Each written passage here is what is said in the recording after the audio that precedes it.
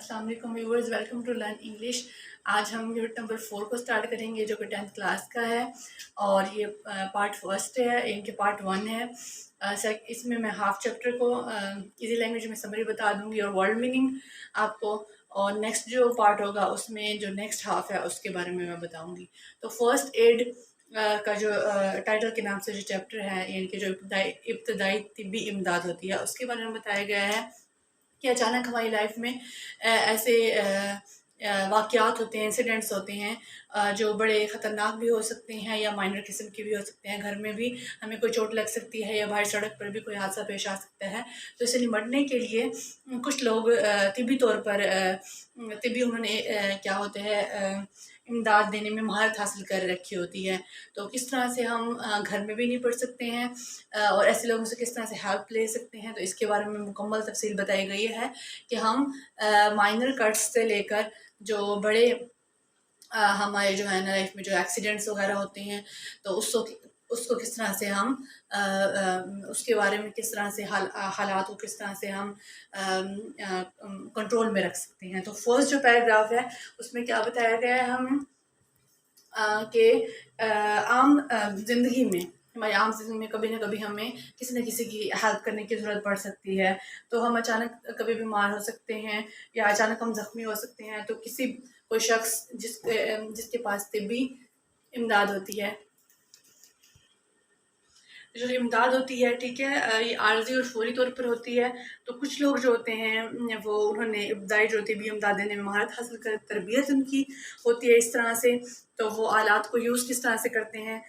तो ये जो अमल होता है ये आम जो छोटे एक्सीडेंट्स होते हैं, आम जो होते हैं ज़ख्मी जो मरीज़ होते हैं जिनको छोटी खराशें वगैरह लगती हैं, उनसे लेकर बेहोश मरीज़ों को निपटने तक ये जो अमल होता है उनका इमदाद देने का वो मुहित होता है। तो पहले हम वर्ड मीनिंग देख लेते हैं जो इम्पोर्टेंट है। फर्स्ट जो वर्ड है वो हर्ट, ज़ख्मी, टेम्परेरी, आर्जी, कंप्राइज मुश्तमिल होना, विक्टिम हादसे के शिकार जो होते हैं, अनवेल बीमार, इमीडिएट फौरी, असिस्टेंस असिस्टेंस मदद, क्रिटिकल अहम, ले पर्सन कोई भी जो आम आदमी होता है, इक्वाइपमेंट आलात जो कि यूज़ होते हैं किसी को तिब्बी इमदाद देने के वक्त, अनकॉन्शियस बेहोश, हैंडलिंग निपटना, प्रिपेयर तैयार करना, अनएक्सपेक्टेड गैर मुतवक्के, स्क्रैप जो ज़ख्म या खराशियाँ आ रही होती हैं, इन्फेक्शन जरासीम ज़दगी या बैक्टीरिया जो होते हैं, कॉम्प्लिकेशंस पेचीदगियाँ, बैंडेज पट्टी, एलिवेट ऊंचा रखना, स्पर्ट खून का धारा निकलना, डिसलॉज बेजा होना या जख्म की असल जगह से हट जाना, डिब्राइज मिट्टी के जरे, रिस्क खतरा, रिमेन रह जाना। तो जो इम्पोर्टेंट फर्स्ट हाफ के थे वो मैंने आपको वर्ड मीनिंग बता दिए हैं, नेक्स्ट जो होंगे वो नेक्स्ट वीडियो में होंगे। तो पैराग्राफ नंबर 2 से स्टार्ट करते हैं दोबारा। जो इसकी हेडिंग है पैराग्राफ नंबर 2 की, कट्स एंड स्क्रैप्स के नाम से है, यानी कि जो ज़ख्म और खराशें होती हैं। तो हमें घर पर या सड़क पर ऐसे हमारे साथ हादसा हो सकते हैं जिनको हमें फ़ौरी तौर पर हल करने की, यानी कि फ़ौरी तौर पर हम उसको किस तरह से निपटें उसकी ज़रूरत होती है। तो जो लोग होते हैं जिन्होंने तिब्बी इमदाद हासिल की हुई होती है वो आराम से इस सिचुएशन से हमें निकालने में अहम किरदार अदा करते हैं। तो ये जो खराशें होती हैं, ये मामूली ज़ख्म होती हैं, वो अमूमन जो है ना वो इनके लिए हमें तिब्बी इमदाद वाले रूम में जाने की ज़रूरत नहीं होती, बल्कि घर में ही हम इनसे निपट सकते हैं। फिर भी ये भी कभी कभी ये होता है कि जो पेचीदगियाँ होती हैं, बैक्टीरियाज वगैरह होते हैं, वो उनसे निपटना बहुत मुश्किल हो रहा होता है। उनके लिए किसी एंटीबायोटिक क्रीम की ज़रूरत होती है, प्रॉपर केयर की ज़रूरत होती है, बैंडेजेस की ज़रूरत होती है। तो उसके लिए हमें प्रॉपर जो है ना तिब्बी इमदाद वाले रूम में जाने की ज़रूरत होती है। तो कुछ उन्होंने हेडलाइंस दी हुई हैं या हेडिंग्स दी हुई हैं जो कि हमें हेल्प करती हैं, गाइडलाइंस दी गई हैं जो हेल्प करती हैं हम उस सिचुएशन से किस तरह से निपटें। तो फर्स्ट जो हमारा यहाँ पे हेडिंग दी गई है वो स्टॉप द ब्लीडिंग, के खून को हम किस तरह से रोक सकते हैं। तो खून को जब कोई भी कट लगता है, ठीक है, कोई तो उसमें से खून निकलना शुरू हो जाता है फौरी तौर पर। तो हमें क्या करना है, हमें उसको क्या करना है, उसको रोकने की कोशिश करनी है। किस तरह से कि हमने 20 या 30 सेकंड के लिए मुसलसल दबाव रखना है उस जगह पर, और हमने उस दबाव को हटाना नहीं है।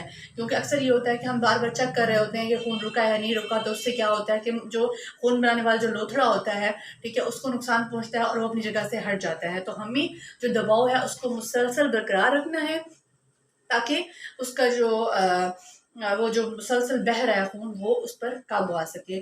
तो इससे हम साफ पट्टी से साफ कपड़े से या पट्टी के साथ हम हल्का सा दबाव रखें, तो इस तरह से खून जाना हमारा बंद हो सकता है। लेकिन अगर मुसलसल जारी रहे इस तरह के अमल करने के बाद भी खून ना रुक रहे हो, तो आपको तिब्बी जो है ना इमदाद की ज़रूरत हो सकती है।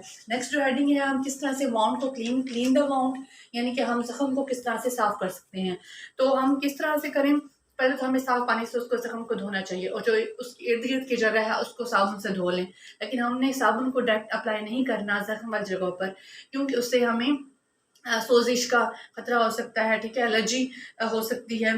तो इस तरह से अगर बाज़-औक़ात ये होता है कि ज़ख्म के अंदर कुछ मिट्टी के ज़रे रह जाते हैं, तो उनको हम किस तरह से निकाल सकते हैं। तो ट्वीज़र लेकर हम जो अल्कोहल में हम डिबो कर और ट्वीज़र यूज़ करके हम उस मिट्टी के ज़रे को निकाल सकते हैं। लेकिन फिर भी अगर रह जाएँ तो हमें डॉक्टर से कंसल्ट करना चाहिए। और अगर मुकम्मल सफाई जो होती है यानी कि ज़ख्म की, उससे क्या होता है, एक तो जरासीम कम ख़त्म हो जाते हैं, बैक्टीरिया मज़ीद नहीं होते, और दूसरा तशंज का ख़तरा जो है ना वो कम हो रहा है।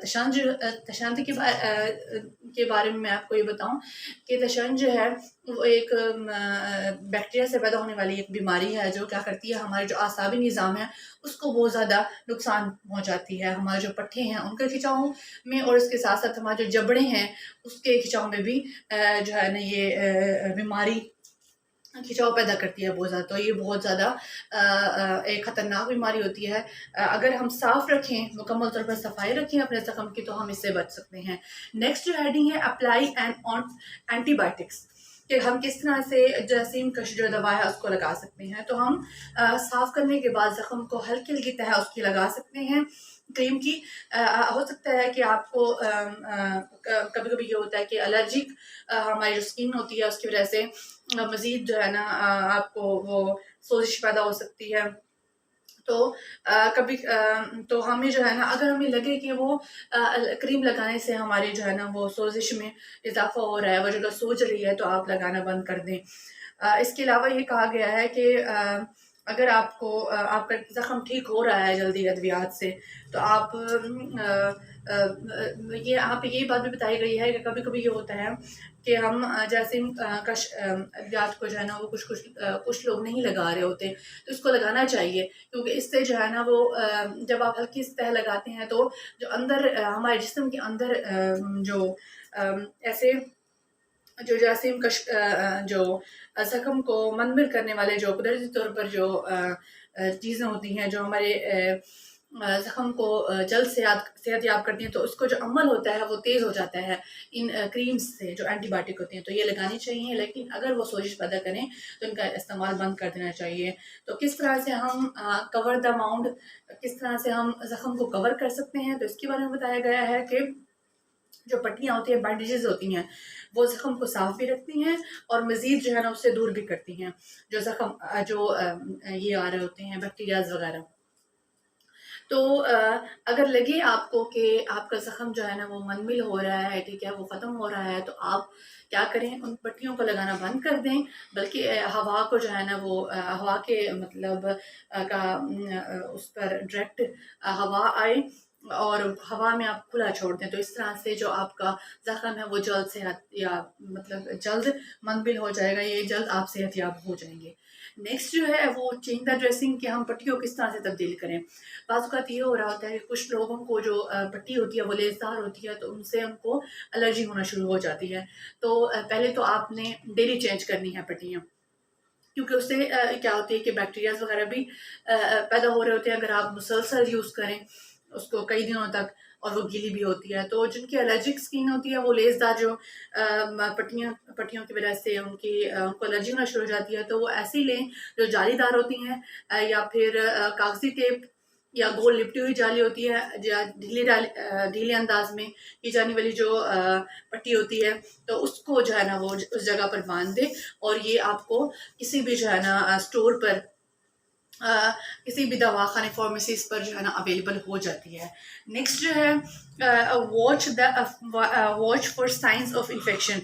हम किस तरह से हम पता लगे कि हमारा ज़ख्म जो है ना वो सेहतयाब हो रहा है, या मज़ीद उसमें इन्फेक्शन हो रहा है, मज़ीद वो रेडिश हो रहा है, सोजिश हो रही है उसमें, बहुत ज़्यादा हमें जो है ना रेड कलर का हो रहा है, दर्द बहुत ज़्यादा हो रहा है, क्या उसमें ज़ख्म में पीप होना शुरू हो रही है, तो हम किस तरह से कर सकते हैं।